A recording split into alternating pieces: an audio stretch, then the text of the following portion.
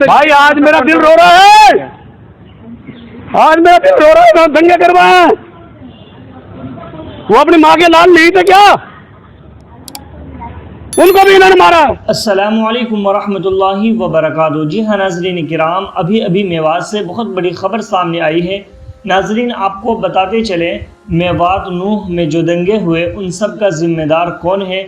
एक बीजेपी कार्यकर्ता ने बताया कि दंगों की साजिश 3 महीने पहले से की जा रही है और इसमें बिट्टू बजरंगी का हाथ है।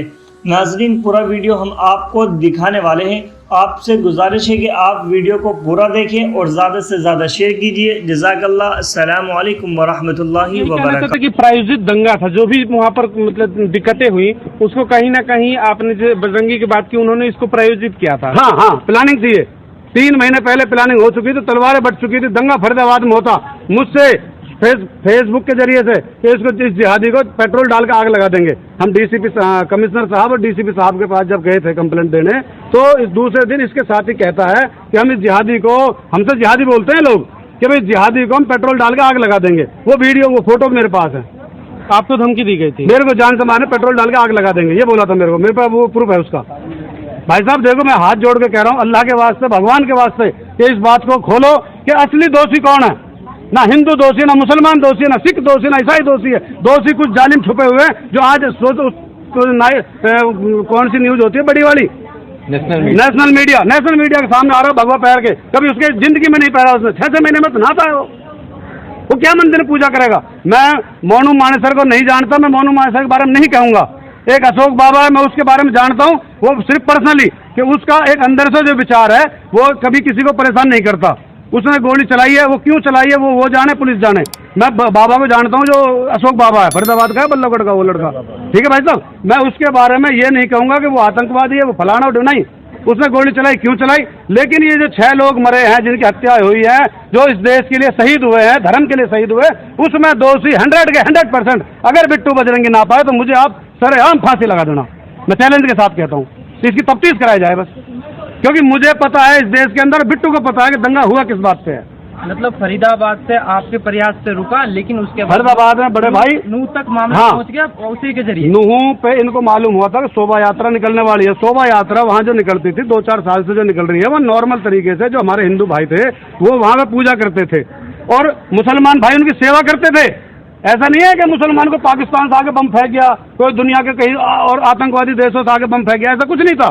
वहाँ पे हिंदू मुसलमान का इतना बड़ा प्यार है, इतना बड़ा प्यार है कि शायद ही देश में किसी कोने पे मिलेगा। समझ रहे भाई साहब। लेकिन वहाँ इन्होंने प्लानिंग बनाई थी कि फरीदाबाद में तो हमने कर दी प्लानिंग कैंसिल, 3-4 मुकदमे लगवा दिए इसके ऊपर। हमने क्यों लगवाए कि जगह जगह जहाँ हमने कोई इसकी कच्ची बातें पता लगती रही, हम वहाँ कंप्लेंट देते रहे। एक और बताऊँ मैं आपको, फरीदाबाद के अंदर सेक्टर 58 का थाना SHO साहब, मैं झूठ बोलूंगा, आप पूछ लेना उनसे, कि इसने एक दिन सेक्टर 56 में आसियाना नाम के फ्लैट है, आसियाना नाम के फ्लैट में एक सपोला नाम का लड़का जो गांजा और दारू बेचता है, जिसमें 21 मुकदमे लगे हुए हैं, बिट्टू का पार्टनर है वो।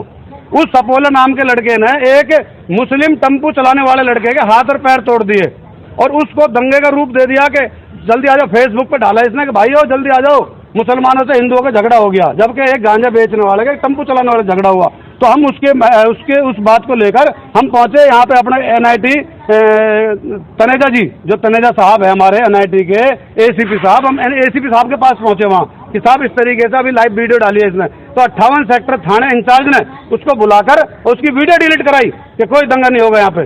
पूछ लेना, मैं झूठ बोल रहा हूँ। तो इसकी बजरंगी के आप कहना ये चाहते कि शुरू से उसका यही मनसा था, उसकी मेंटालिटी थी, हमेशा वो प्रयास रहता था, लाइव आता था, हिंदू मुस्लिम प्रयास करता था कि किसी तरीके से विवाद बढ़ता रहे। तमाम लाइव वीडियो भी उसने डाली थी। बड़े भाई देखो, उसकी अगर आप सारी वीडियो डिलीट मार दी उसने, उसे पता है कि मेरे सारे पॉइंट फंसने वाले हैं, तो अगर ये तो साइबर का काम है, साइबर उसकी दोबारा वीडियो निकाले और एक भी वीडियो में उसने अगर भाईचारे की बात करी हो ना, तो मुझे फांसी दे देना। उसमें हिंदू मुसलमान वहाँ के जो हमारे हिंदू भाई है ना फरीदाबाद के, वो बहुत समझदार है।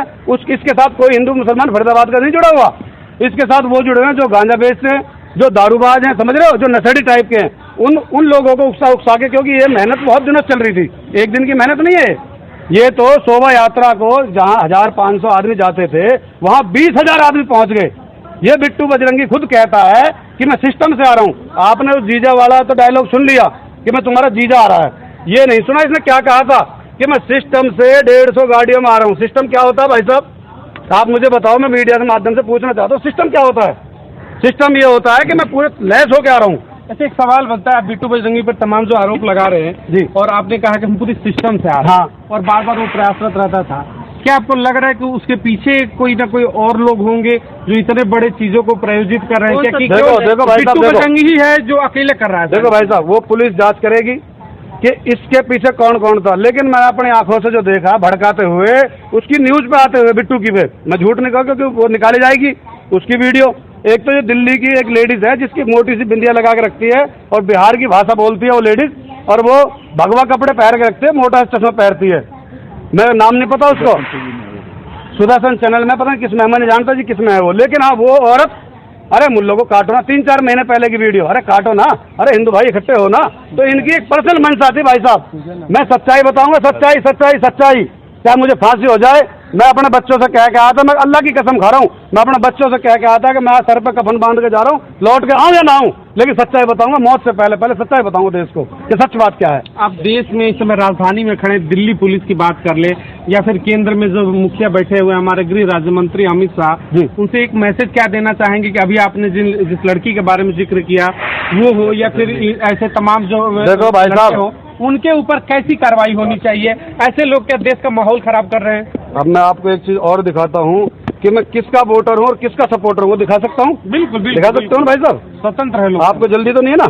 बिल्कुल। ये देखिए, मैं खुद किसका सपोर्टर हूँ, मैं आपको वो चीज दिखा दूंगा। मैं हजारों की संख्याओं में लेके अपने भाइयों को, जो लोग आज की डेट में ये कहते हैं ना कि मुसलमान बीजेपी को वोट नहीं देता, मुसलमान तो आतंकवादी होता, ये कौन है?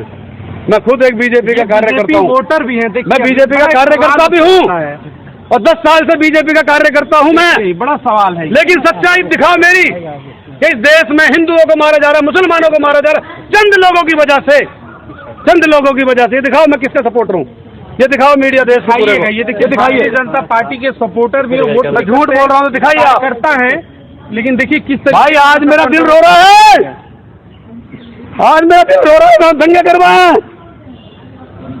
वो अपनी माँ के लाल नहीं थे क्या? उनको भी इन्होंने मारा। तो वहाँ के लोग ये भी तो कहते हैं इसमें राजनीति भी लोग करते हैं, बीजेपी करवाते हैं, कभी कहते हैं। भाई देखो, मैं बीजेपी का नाम नहीं लूंगा, कांग्रेस का नाम नहीं लूंगा, मैं बिट्टू बजरंगी का नाम लूंगा। इसको पकड़ के, इसको, इसकी रिमांड हो, इसको पता लगाए इसके भाई किस किसने दंगे कराए तेरे पीछे, कौन कौन है।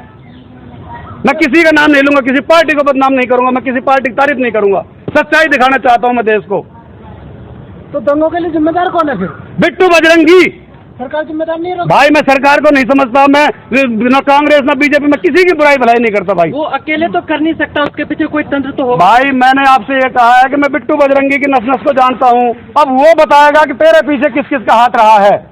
मैं कहने को वैसे धकेल दूं खामखा कि जी मैं बीजेपी गंदी है, कांग्रेस गंदी है, मेरे लिए कोई गंदी नहीं है, मैं खुद बीजेपी का कार्य करता हूँ। अनुसार नूह विवाद या जितनी भी घटनाएं घटी है, अगर बिट्टू बजरंगी को पकड़ा जाए, उस पर जांच बैठाया जाए तो सबके 1,00,00,000% अगर बिट्टू बजरंगी दोषी ना निकले, मैं सबके सामने कह रहा हूँ, मुझे यहाँ ही फांसी लगा देना, मैं अपने लिख के दे दूंगा, किसी को कोई गुनाह नहीं हो, मैं खुद मर जाऊंगा। जाओ, अगर बिट्टू बजरंगी दोषी ना निकले। धन्यवाद। देश के मीडिया के सामने क्या दिखा रहे हैं, क्या कुछ पता है, किसी नहीं पता किसी को, सिर्फ मुझे पता और बिट्टू बजरंगी को पता है इस देश के बारे में कि क्या हुआ। और हमने 3 महीने पहले हाईलाइट कर दिया था फरीदाबाद पुलिस का। हम अब भी हाथ जोड़ के एक वो कर रहे हैं कि फरीदाबाद पुलिस ने फरीदाबाद दंगा होने से बचा लिया।